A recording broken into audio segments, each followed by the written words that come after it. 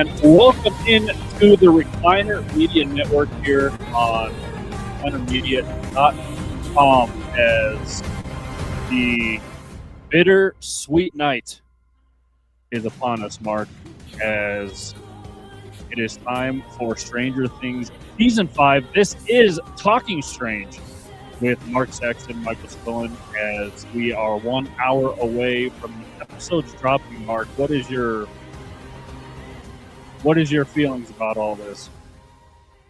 I think you described it perfectly. Bittersweet. I think everybody who's ever started watching the show just fell in love with it. Want to see, the ending, but hate to see the ending at the same time. You love to hate it, or you hate to love it. One of the two.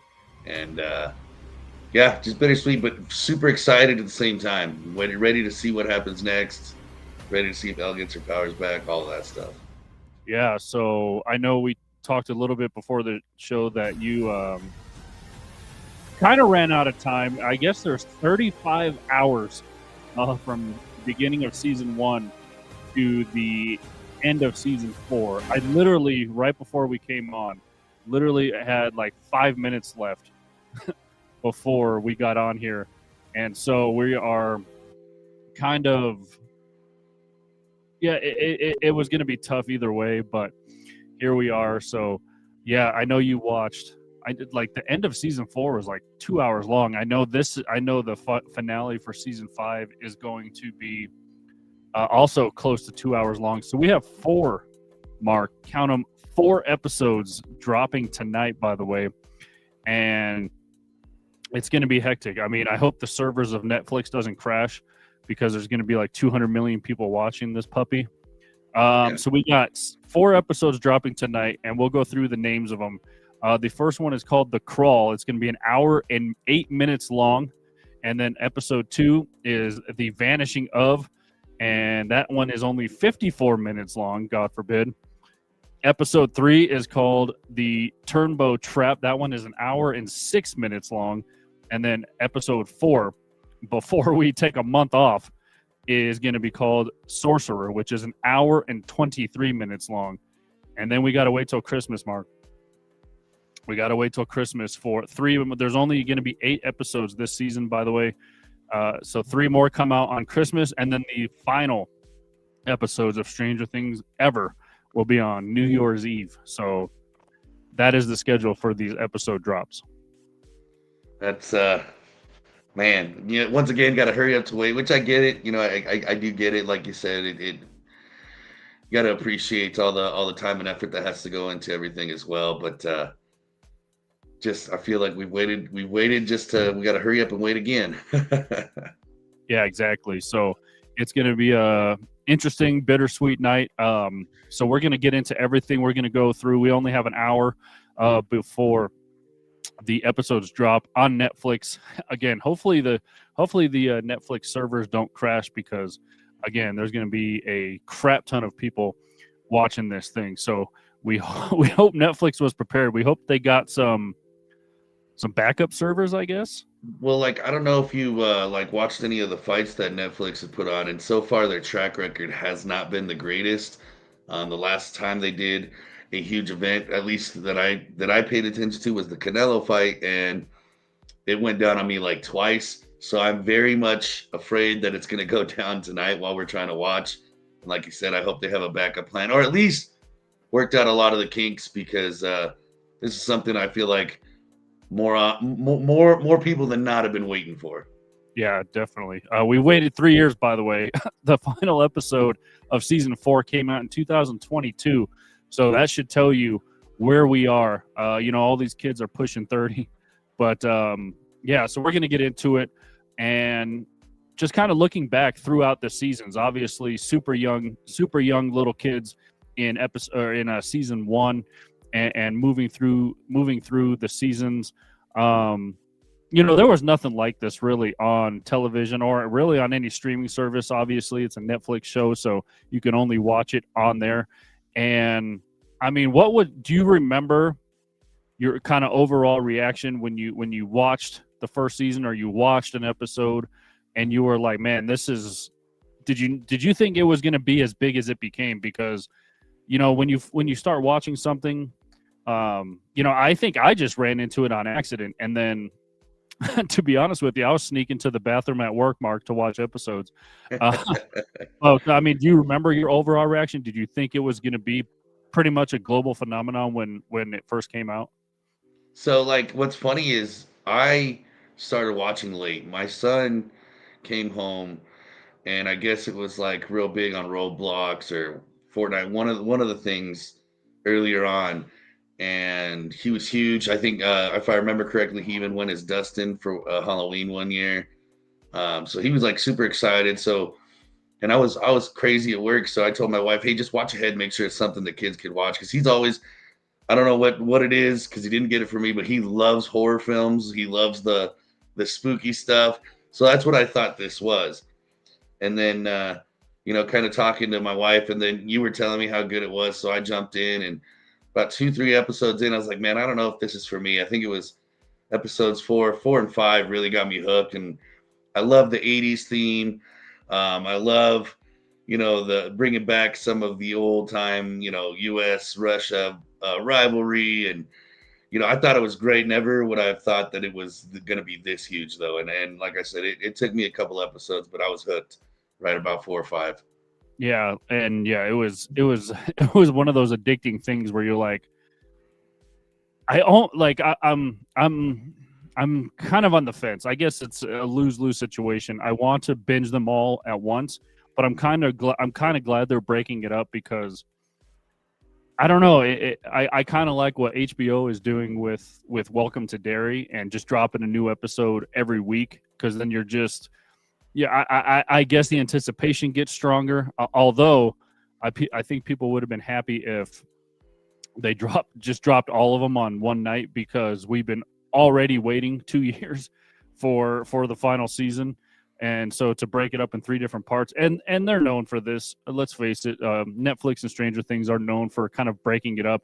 I honestly don't remember what happened in the first season. They probably just released them all because they didn't think it was going to be as big as it is. Maybe, perhaps. But season one, Mark, came out in 2016. Season two came out in 2017. So that's how fast those two seasons came out, and then 2019, and then 2022, and then here we are in 2025 anticipating season 5. So I mean, how do you like the episode structure? Are you glad they're kind of breaking it up? Do you want it all at once? How do you like it? I think I'm like you. I would love to binge them all at once, but I kind of, especially with the nostalgia that this show brings, with all the old timey things in the show. I think it would be appreciated more if we did it 1 week at a time. Plus, I think the wait wouldn't be such a killer, because I mean, if you think about it, what would you say? 4 episodes would be right about the time the next three came out, and then you know what I mean. Then 3 more weeks. So I think it would be appreciated a little bit more. By appreciated, I mean the intensity, like you just described, the intensity, the build up, the suspense, and then I think it would also give fans more time to digest what they had just seen, and then kind of just be able to give their opinions and thoughts on it. I kind of do miss, the mid 2000s, when people could get on and discuss what was going on week by week, kind of as a fan base as a whole. But no, it's I'm in between it. Yeah, so that's why it's going to be interesting for us, because we're obviously on before the first 4 episodes drop. Maybe we'll do a recap. That's maybe this weekend or something like that. I don't know, and then we'll come on before during Christmas time, apparently, when the next 3 episodes drop, and then we'll be here New Year's too for the last and final episode. But let's go through this. What was your favorite kind of progression from season 1 to at least, we'll say now, because we don't really know, besides clips and teasers and trailers, what's going to happen in season 5? What was your favorite progression? It can be a character, it can be a storyline, it can be the villain progression. We'll get into favorite characters, favorite villains, favorite seasons, whatever. But what was your favorite progression moving forward through the first 4 seasons? Honestly, I think it was, and once again, and if you've ever for you folks at home ever watched us talk about any of the media stuff on our other show, I'm a sucker for an author or director or whoever it is that is in charge that falls in love with their characters. And I loved how the story of Vecna unfolded. I love the progression of Elle's memory, um, of Papa being the kind of the bad guy that we needed at one point. I love that entire progression of that whole backstory and how everything came full circle. Um, Alongside, at the same time, simultaneously, more people jumping in to help Elle, more people willing to go to the Upside Down and really fight whatever they didn't even know that what they were really getting into, but they were really willing to fight. And so I love how the backstory unfolded simultaneously with the characters falling in love with each other and willing to go to bat for each other. Yeah, so mine would I guess if I look at character progression, I love the progression of Steve, because Yeah. you first meet him and he's kind of the douchebag pretty boy, got mad at Nancy, wrote Nancy Wheeler as a slut or whatever on the theater marquee in the first season, and you kind of see him grow up really. He's obviously good with adolescent kids at first, and then good with babysitting teenagers as well, and then honestly becomes a pretty badass. And we heard that from Eddie in season 4, and he said, Dustin basically worships you, and said, Steve's pretty much a badass. So I love the progression of Steve throughout the whole series, and becomes super selfless by the way, in that he's just jumping in to save people, putting himself out first to protect the group. Fresh on my mind is obviously season 4. He dives into the water first to go to Watergate, as Dustin dubbed it, because that's where one of the gates had opened, and so he dives in first, and then he gets almost ripped to shreds by the Demobats in the Upside Down. So that was cool. And kind of piggybacking, which ironically the name of the last episodes in season 4, kind of piggybacking off what you said, Mark. The whole villain progression as well. Season 1, we started out with the Demogorgon. We thought that was the biggest and baddest thing, this side of the Mississippi. And and then we were like, oh, season 2 comes along. We got some Demodogs. We got the Mind Flayer. We're like, what the hell is this Mind Flayer shadow business? And then, season 3 comes along. We kind of get introduced into Vecna, kind of, but we also still are tripping on the Mind Flayer. And then that huge creature-like monster that's made itself out of people's flesh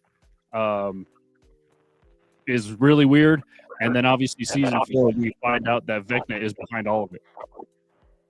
Yeah, absolutely. And kind of going back to the whole Steve and Dustin thing, I think, end of season 3, beginning of season 4, really, I think, I don't know, maybe I'm by myself on this one, but I feel like Steve and Dustin kind of started stealing the show, where you really looked forward to, like you said, either Steve doing some heroic antics, or Dustin with the comic relief, either messing up on accident, or even doing good on accident, and just watching how good of a if you will, big brother Steve could be to everybody, and kind of how's he going to help them tie this loose end in this time, especially with Hopper kind of being in and out towards the end. So I think, like I said, that's another part of the progression that I like, is just how the relationships have come along. Yeah, I love the pairings a lot of the times, because you're like, who's going to end up with who in this season? Obviously, a lot of people, including myself, love the Dustin Steve dynamic and the Dustin Steve pairing. In season 4 especially, they kind of separated them, and you were always kind of used to Steve and Dustin kind of roaming the Upside Down together. But season 4, they almost did quadruple pairings, because it was Steve, Nancy, and Oh my gosh, Eddie, and I cannot believe I'm totally spacing her name. But the Robin. Robin, yeah, I was gonna say Maya Hawk, but um, yeah, I love her progression as well. By the way, I love all the characters. Steve and Nancy are probably my favorite. I mean, Nancy just becomes a total badass Oh in yeah. and then it's so cool when running running up the hill is playing, and she's just loading buckshots into Vecna in the attic. Um, yeah, so she's a total badass. But yeah, so you see that kind of progression, and then you see Dustin, Lucas, Max, and Lucas's little sister, which is another quadruple pairing that we're not used to. And then kind of the B story throughout all of season 4 was in Russia. We'll get into the kind of weird theory how Hopper ended up in Russia, but it was another kind of quadruple pairing in Russia because we had Joyce, Hopper, the one dude guard who I forget his name right now, and then Murray, another great character, by the way. Yeah. I just love the dude who plays him as well.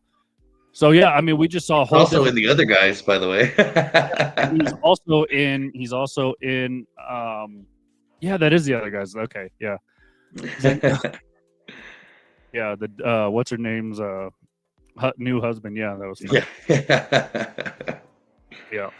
But yeah, so kind of the pair, you never know who they're going to put together character wise as well. Right, and then and not only that, but then they made you fall in love with it too, with the new pairings that you saw. Because I remember specifically sitting there like, ah man, why? Like prime example when Dustin started getting closer to Eddie, which I love Eddie. He's one of my favorites, but R.I.P. But I was starting to get bummed. I was like, man, Dustin and Steve are kind of like the duo. That was my favorite out of everybody else. I mean, although I did love the other pairings, but that was my favorite. And then all of a sudden you got Dustin going in with Hellfire and kind of just getting close to Eddie. And then they started doing all those missions together. He was the one that wanted to check up on him. He was the one that wanted to make sure everything was okay. And it was, wow, this is my new favorite. You know what I mean? So like the not knowing how they were going to do the pairings, but then making you fall in love with it. And once again, like you said, Lucas and Max, especially at I think it was the beginning of season 4, end of season 3, when Max started distancing herself from Lucas. And then, the little sister starting to get into Dungeons and Dragons and doing Hellfire. And then all of a sudden you just fell in love with that pairing. So I love how they created the new love for the new pairings as well. Yeah, exactly. So I will straight out ask you, obviously, we both kind of mentioned Eddie as being a a top favorite character, obviously only in season 4. So we're RIP to Eddie Munson. The Metallica guitar riff is always going to be a badass scene in Stranger Things lore as the seasons end here. But I guess I don't know if you want to do maybe top 3, top 5, perhaps favorite characters. Yeah. So who I guess we'll do top 3 because we can probably go on forever. So we'll limit it down. So who are your top 3 favorite characters? Top 3, number 1 for me is Steve. Just for all the reasons we've already listed. He went from being, that tool in school to really just taking on a bunch of responsibility that he didn't have to, and just ended up being an awesome dude. And like you said, a badass, figuring out how to do those things. Number 2 is definitely Eddie. I loved how we all hated him at first, and maybe not hate, but like, okay, this guy's a douche. But it's funny because they both started out as like douche types, and then you're right. like, yeah. I mean, yeah, Eddie was, and they were similar. Is that they had crazy hair, yeah, and that they were actually really good with younger kids. Right, and like I don't care like what kind of entertainment any dude is into, whether it's superhero stuff, whether it's horror films, whether it's sports, whether it's war films, westerns, whatever it is.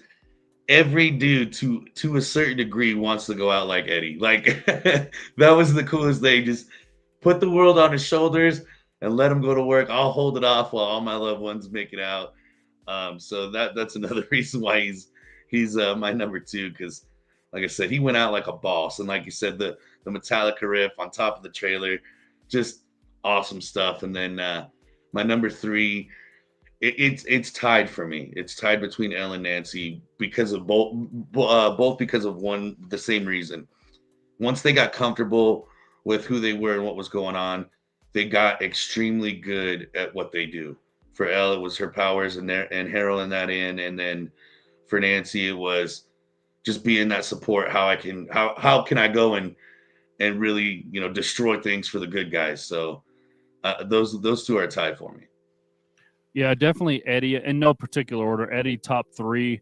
I don't know, because we didn't really get to see Erica, Lucas's little sister, until season 3, season 4, when they really entered her in the storyline, especially season 3, where they all go through Starcourt together, and well, they have to use her pretty much because she's small enough to fit through the vents. But Right. yeah, and then her demanding ice cream samples was hilarious as well. But I mean, just her whole vocabulary in general is pretty hilarious. That that a little girl like that, and then to be a badass, venturing through this world with the main cast, but then and then obviously has a nerd side to her as well. She calls everyone nerds, and then she joins a D&D group with Dustin to fill in for Lucas. So that was hilarious as well. So maybe I'll save Erica. So I guess maybe top 3 from the main casts that we see throughout the seasons. I think Eddie is part of the main cast in season 4, so he would be included in that. But yeah, then Robin. I think when Robin entered in season 2 as well, she was a great dynamic for Steve, and Steve had a crush on her, obviously, and then you find out that she does not like dudes, and so that was interesting how Steve would play off of that, because he liked her so much. She was different than Nancy. She wasn't popular. She was kind of a nerd herself. She was in the band, so that was different kind of girl for Steve to kind of chase after, and then to find out. And again, it just shows Steve's progression again, because after he finds out that she does not like guys, they still remain best friends. And he's driving her to school even though he's graduated. So stuff like that just shows Steve giving her advice with the girl that she likes. I mean, just awesome. Like that's yeah.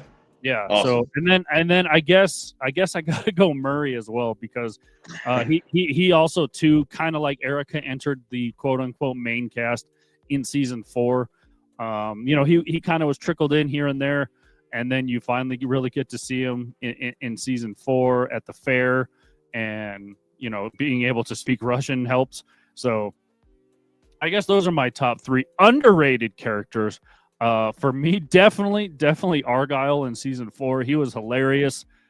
I haven't seen anything with him in season 5, and I honestly don't.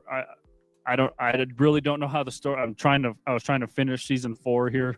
I don't know how he rode off into the sunshine, Mark. Maybe you can tell us.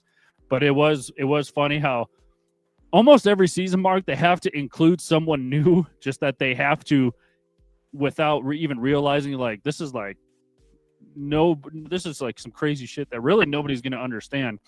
And Argyle and Jonathan are basically stoned out of their minds this entire season, because obviously the Byers had moved to California at the end of season 3, so they're in California. Obviously Elle moves because we all think Hopper's dead at first, and so definitely Argyle is an underrated character for me. Just funny, and yeah, some of the quotes he said were hilarious. Let's go, bro, chachos. Another underrated character I wish we got to see more was Susie, Dustin's girlfriend, over the radio. We got to see her a little bit when they went to her house to have her kind of crack the codes and use the computer and explain the internet for the first time, pretty much. And so yeah, I think she was underrated. I'm kind of sad. I don't know if we'll get to see her in season 5, They haven't shown her in any clips. She wasn't at any really premieres or red carpets or anything like that. So she's just kind of rode off into the sunshine without us really even knowing it, I guess. But Susie definitely underrated. It was funny, obviously, when they sang the song over the radio. We thought, oh man, Dustin and Susie are going to be like a power couple, like, you know, like Steve and Nancy were, Jonathan and Nancy were, or Lucas and Max, or whoever you want to put as a couple. But I thought they were going to be on screen a lot more, and we never saw Dustin and Susie on screen together. So I was hoping for more of that. Yeah, no, I'm glad you brought up the Susie thing because I agree, and the way she was able to handle basically all of the puzzles and codes, if you will, in season 4. I mean, she pretty much did it single handedly. So very much an underrated character, and I hope we see more of her. Argyle was awesome. At the end of season 4, he was helping them clean up the house before the earthquake. So I know he ended the season with everybody, trying to rebuild Hopper and Elle's house. So I don't know exactly what they're gonna do with them, but I don't know, man. Argyle, it's crazy too because it's in the '80s. It kind of reminds me of like a Spicoli, like in Fast Times, Ridgemont High, like just that stoner dude that's funny, but he's always there, no matter what, always there. I mean, he took his work van. He Yeah, took his work van just bounced with him. He's like, I got you. yeah. Drove to Utah, drove to Nevada, getting shot Got at. shot at. Yeah. Definitely another underrated character for me. I always liked Paul Reiser. So him as Dr. Owens, just added a lot of, I want to say like star power to the show, but I mean, he complemented that role well. Again, another guy who wasn't on screen as much, but showed a lot of progression. You thought he was going to be a dick kind of, and then turns out he was fighting for our main group and stuff like that. So that was cool to see. Another one for me, Mark, was definitely Bob in season 2. Good old Sean Astin.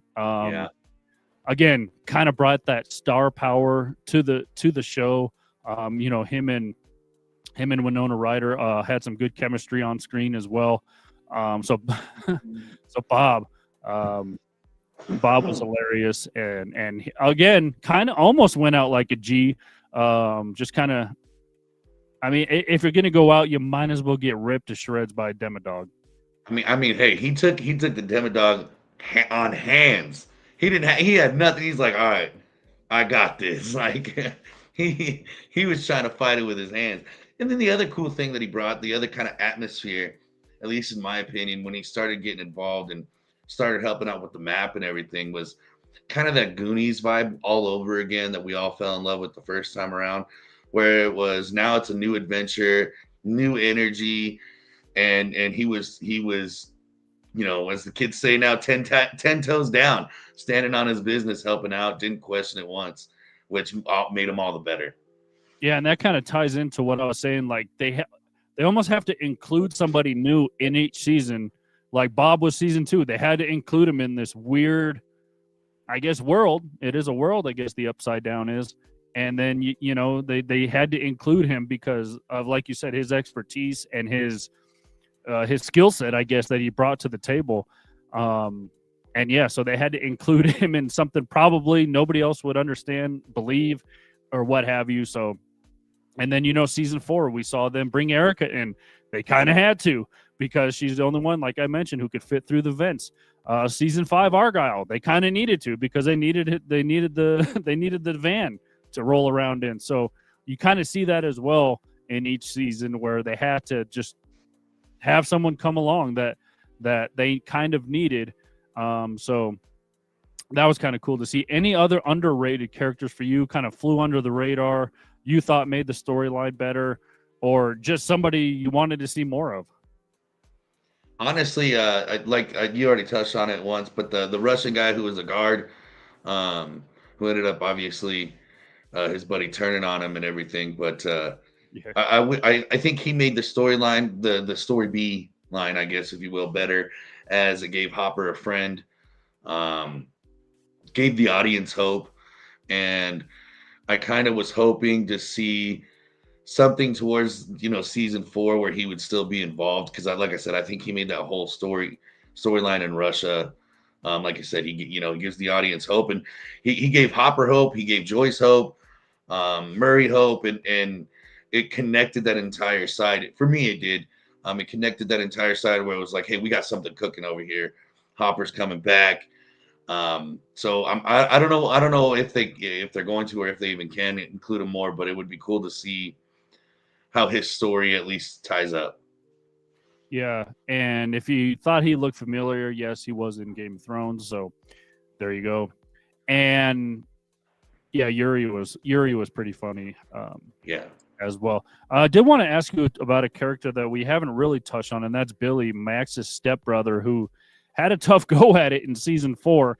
But again, he started out as a dick, remained a dick the entire time, unlike some. But he tried to Steve the Harrington it out, and essentially saved Eleven's life in season 4 by taking one to the gut. Literally. What was your overall thoughts of Billy? Did you like his character? Did you like the way, I guess, Vecna threw the mind flayer through whatever? Was there a name for that creature, by the way? I don't even remember if there was. Yeah, because all of the villains' names come from Dungeons and Dragons, which is hilarious. Right. So what was your overall thoughts on Billy's character? I wish I would have gave Eddie the kind of hope that I gave Billy, because when I first saw Billy, I was like, all right, it's just an angry dude, and then like it kind of progressed where the parents weren't around. So it was like, all right, man, this guy's got a chance. Whether like with Eddie, I was like, this dude's a douche, like whatever. But like you said, Billy kind of never changed.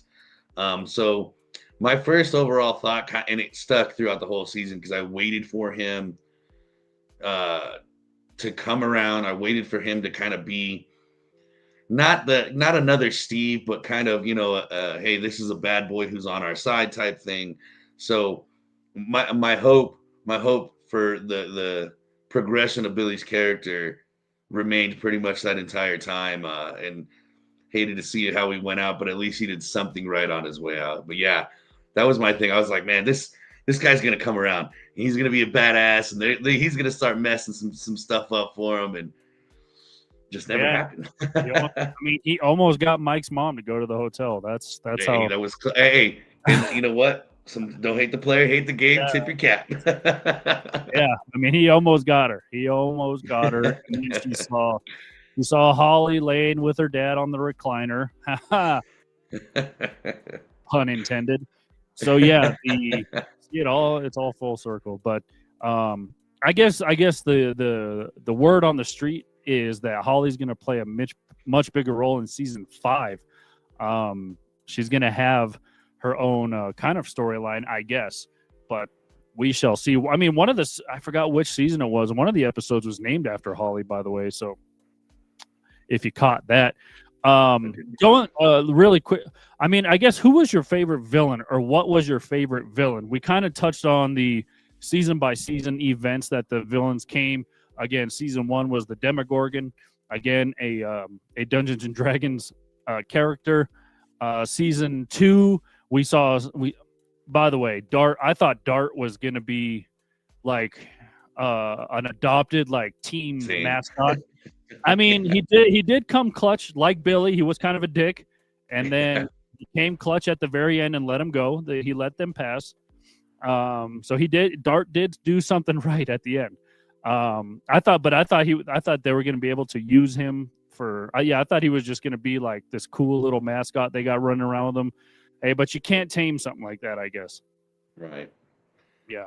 Yeah. Honestly, you stole the words right out of my mouth, because Dart was definitely my favorite villain, I guess, if you will, just because the progression of, once again, with one of my favorite things about Dustin is he's one of those honest idiots on your team. You know what I mean? So it's like he was trying to do good. He didn't know the severity of his actions, and then, like you said at the very end, Dart did let him pass. So that was my favorite, just the progression of how, and then the cat, him eating the cat and then running away, and I think that was my favorite because, like I said, it also opened up for them the whole the whole map thing, and how much they came into getting knowledge of the other side. So I think Dart was my favorite villain, I guess. Yeah, and then obviously season 2 and season 3 was kind of the mind flare for both seasons. And then, like I said, the sub villain in season 2 was the Demodogs that we hadn't really seen, and then the sub, I guess, villain for season 3 was that weird, gross creature that kind of looked like the Mind Flayer, but a grosser, weirder, flesh-made creature of it. And then I guess sub villains in season 3 and season 4 were also the crazy Russians, but then in season 5 is full on Vecna, who we find out is controlling all of these just to get to 11. Again, I'm a sucker for flashbacks, so to show how 11 kind of navigated through, Dr. Brenner and all of that at Hawkins' lab, how she created the original gate by I guess disintegrating is the only word, disintegrating Henry slash Vecna /1, as Robin put it. And he goes into the Upside Down, and then you see the tattoo of 001 on Vecna's arm as well. I mean, what's your overall vibe of Vecna? And why does it look like he just walks around with a dad bod, by the way? If you can change, I mean, if you're going to, I guess the Upside Down created him, but he's got a little bit of a dad bod going on. And Henry was a pretty slim dude when we saw him last, as a human, at least. Yeah, it's because all the flesh that he was eating, dude. He didn't diet right. You got to watch that figure. Yeah. But what's your overall vibe of Vecna in season 4? And we're obviously not done with him in season 5, even though we thought that when Nancy was unloading buckshots into him in the attic, he falls out the window, he's on fire, lands on the grass. We thought he's dead. And then, of course, they go outside, and the old cliche is he's not there anymore. But what was your thought of as not only Vecna as a villain, but as he's basically controlling all of this, creating all of this just to get back at 11? It was, for me, it was especially when we found out what he was as a kid. So it's a great villain. I loved it because you loved to absolutely hate him. He killed his entire family. He put anybody he was around, just in misery. And, then obviously the main flashback with, including Elle, where he was hurting all those other kids and, all those other experiments and all that. So I loved the progression of it because I love to hate him. And it's all right, we need to get this bastard. You know what I mean? And the other part too is where it's he was almost trying to be at the very beginning. It was that weird. Maybe it's because he killed his family, but he was trying to be a dad to Elle, we've got this type thing, or a big brother, I guess. I don't even know how to describe that whole weird thing he tried figuring out there. But what I think kind of sealed it was when obviously Elle was trying to do the right thing by destroying him, and he's trying to place all the, I guess, blame, if you will, you opened the gate and you created this and you did this, and that narcissistic, it's another, all right, man, this dude's days are numbered. Tell me Elle's gonna whoop his ass soon. This needs to happen. So yeah, I think that pretty much describes the vibe for me. It's just you absolutely love to hate him, and you can't wait till he finally gets beat, but you want it to be a slow, painful one. Yeah, exactly. And I love the flashback or I guess it wasn't a flashback, but when they go to the kind of the nut house, if you will, for lack of a better term, to visit Victor Creel, Henry's dad. And I love that they brought Robert Englund to play that character.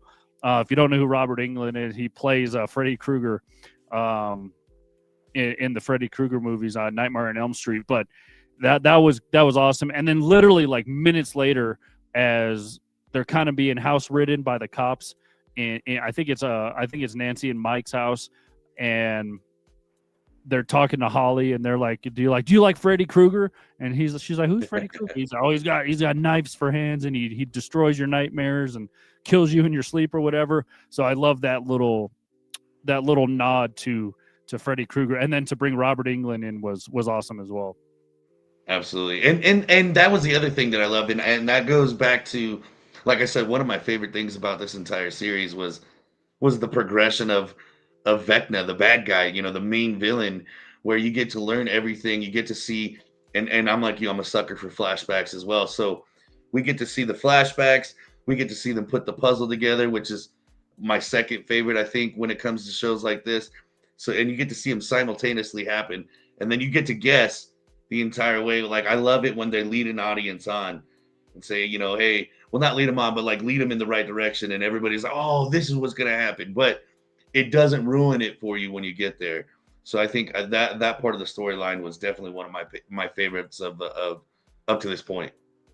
Yeah, it was cool to see how Henry became Vecna, and then you find out that he's literally sending all of these creatures and villains and whatever to try to get into that world, all to destroy Eleven, because she's that powerful. So, that was crazy. One of the and I read this somewhere too. One of the, I guess, villains in Dungeons and Dragons, Mark, that was not brought to light yet. And it was mentioned all the way back in season 1 when they were playing the original game, was the Thessal Hydra. They mentioned the Demigorgon, they mentioned the Mind Flayer, they mentioned Vecna in Dungeons and Dragons, and they also mentioned the Thessal Hydra. But it hasn't come to life, or it hasn't come to what we've seen. So a lot of speculation now is that we might see the Thessal Hydra in season 5. I mean, that would be interesting. It would make sense though, because it feels like even though he lost the battle, he got way more powerful, especially after the earthquake. So it wouldn't surprise me if we got to see some new form of more powerful of a minion, I guess, if you will. Yeah. So and then I read somewhere else that they're not going to bring it onto the show. But that was one of the ones that we saw them playing Dungeons and Dragons and mention it, and it was never brought to light. Another theory out there, I guess we're going to get the explanation of way back in season, I think it was it season 1 or season 2, where Will's back from the upside down. He went to the bathroom or whatever, and then he walks by, I think it was season 2. He walks by the door, and the door unlocks, and that's when he first sees the Mind Flayer in the distance. I guess we're going to see the explanation of who opened the door. I guess it wasn't Vecna. It wasn't the Mind Flayer. I don't know how that's a big storyline, but I guess it would be cool to see, because it's a big storyline out there for, I guess, those people who are wondering every little secret and nook and cranny about the show. Well, see, and it's funny that you say that, because I took it as when he was taking over Will, and Will went to the upside down, and they battled all the way to get him back. As soon as he came back, he said, I could still feel him, and I could hear what he's thinking. I thought, and this is how I took it as soon as I saw it, I thought because of everything Will had experienced with Vecna, that he became a little bit a part of him. And so I thought Will was the one who opened it, because Will kind of had that transition of I guess power, if you will. Yeah. So I don't know. Well, I guess we'll get. I'm going to say this right now. I think it was 11. Just throwing that out there. Could be completely wrong. Don't know. I really don't know. By the way, if you're wondering what a Thessal Hydra is, they are hideous and terrifying creatures. They have a large reptilian body with a long tail, 18 feet in length, which ended in a pair of large, sharp pincers. They had no head instead of 8 Hydra-like heads, which reach about 6 feet in length, surrounded by a gaping mouth filled with teeth and saliva. So kind of almost like a Demigorgon or Demidog with 8 heads. So there you go. If you're wondering can of corn, Els got in the bag. Yeah, wondering where the Thessal Hydra is. Again, I don't know if we'll see it. I think we're going to see a lot of, obviously, Vecna in this.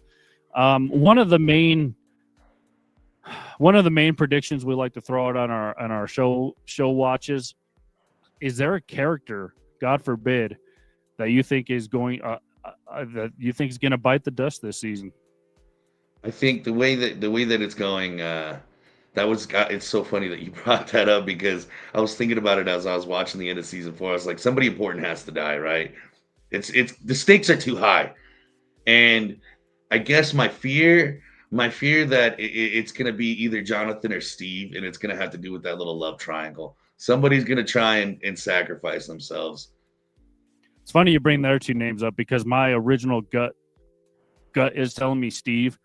I don't know about Jonathan. Yeah, it's weird. It is, yeah, like you said, that love triangle is fascinating.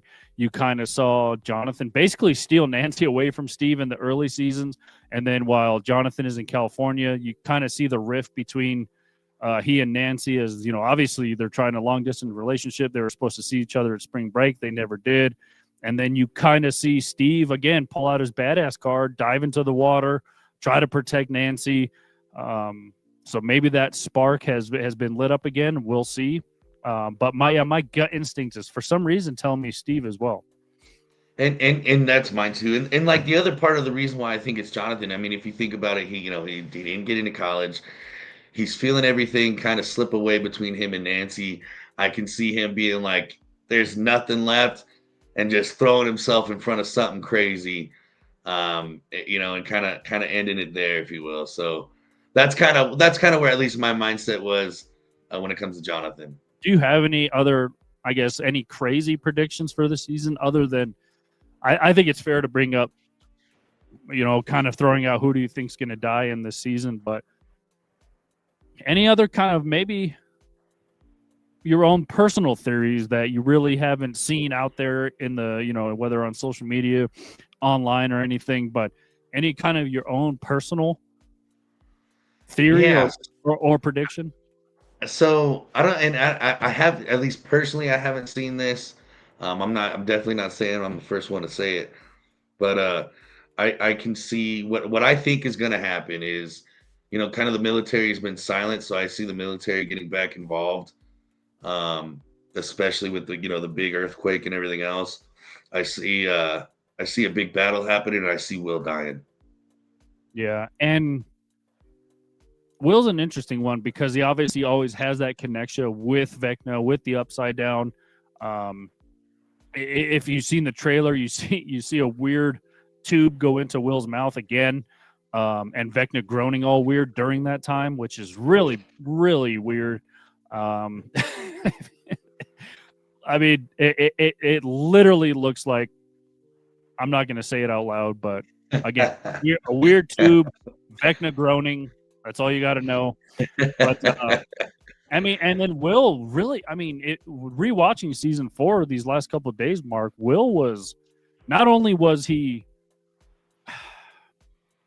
I guess that was storyline B, or the B story was the group in California. Obviously, the A story was the group in Hawkins, and I guess I don't know if you want to call it 1B or BC or whatever you want to call it, and then Joyce and Hopper and Murray in Russia. I mean, you had 3 literal storylines going simultaneously, which is, again, you don't really see in shows nowadays. 3 continuous storylines. You see an A story and a B story. You don't see 3 stories really running parallel with each other.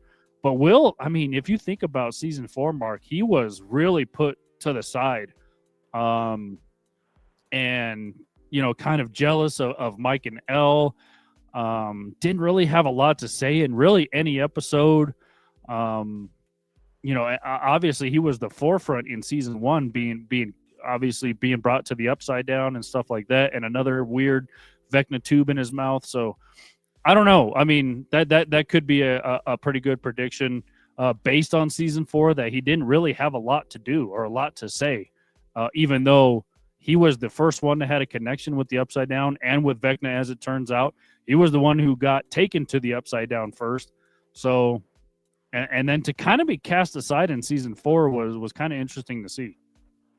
Yeah, no, and that's honestly that was part of my prediction reasoning is honestly I didn't even catch how little he had to say. I'll be honest with you on that, but to see how tossed aside he was, and how desperately he was trying to hang on to what used to be. He wanted his friends to be in Mike's basement, still playing D&D.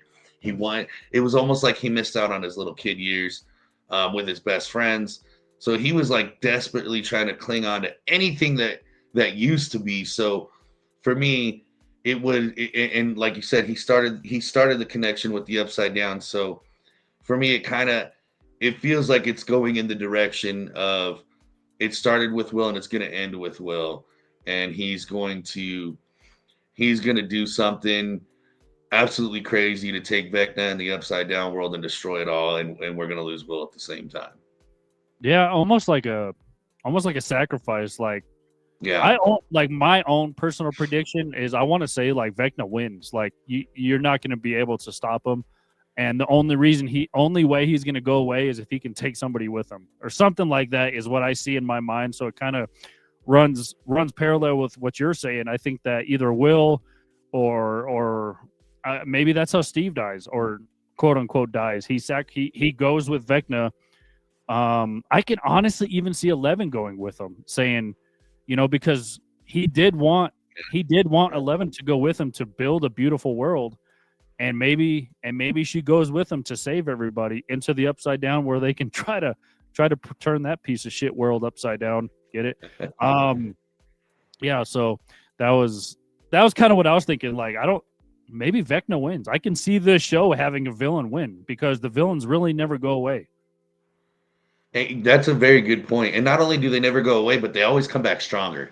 Yeah. Like that's what everybody forgets is it's like, all right, we got him. Nah, he came back again, but twice as strong. And then he turned into, Vecna to what we know now. And it's like not even Elle can stop him. And she just held him off, and now she just lost her powers. So that's a very good.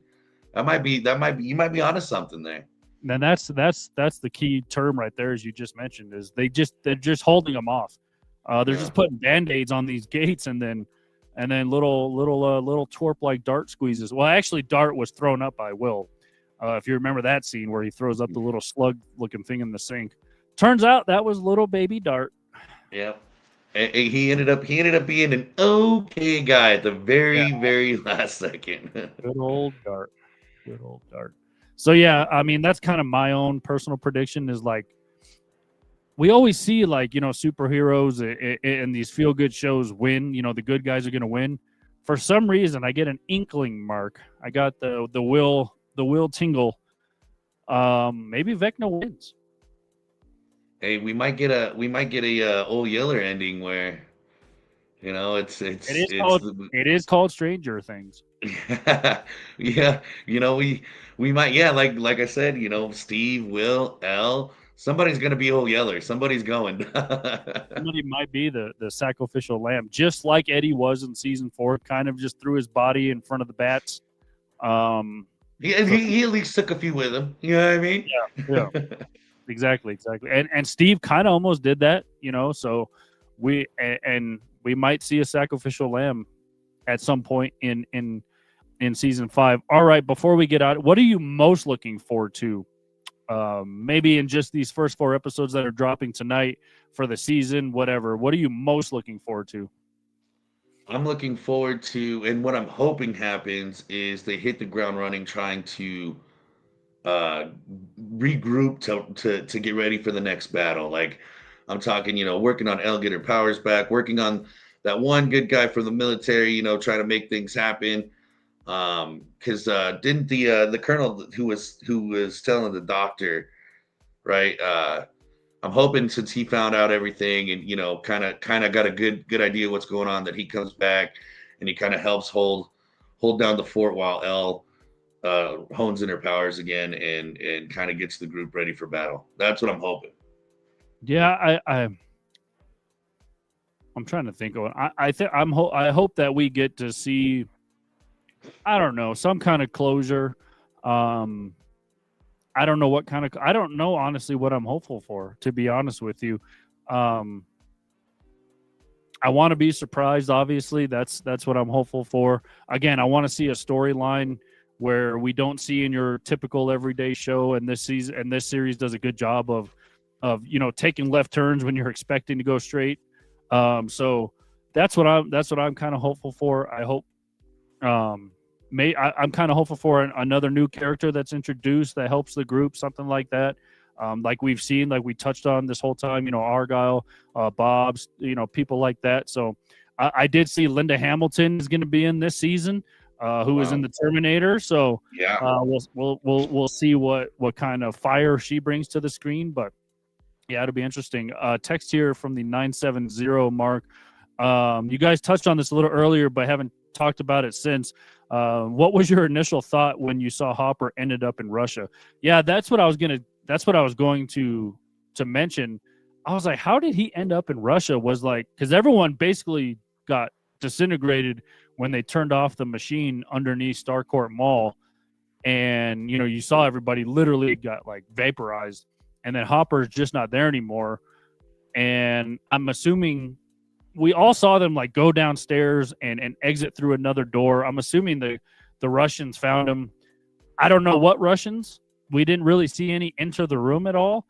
I thought he maybe got transported there. Like, how did they get the Demigorgon there, first of all? They never really showed a gate in Russia.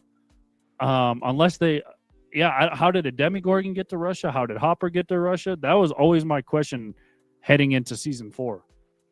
Yeah, same here. I thought that they would cover that better, but it was almost like it was not, I don't want to say rushed, but they kind of did rush over the small details of how any of that happened, because they were working on opening a gate, but that was in the United States, that was in Hawkins, that wasn't in Russia. So it is beyond me, and I was hoping to kind of get some more answers on that as well this season. I don't know if they will touch on it, but it's kind of funny too, because they let off with so much anticipation and action, around everything else, that everybody kind of just accepted. Oh, okay, yeah, Hopper's back. All right, cool. Like, he's in Russia. You know what I mean? And everybody kind of skipped over it. So I really don't even have answers for that. I don't even have a guess.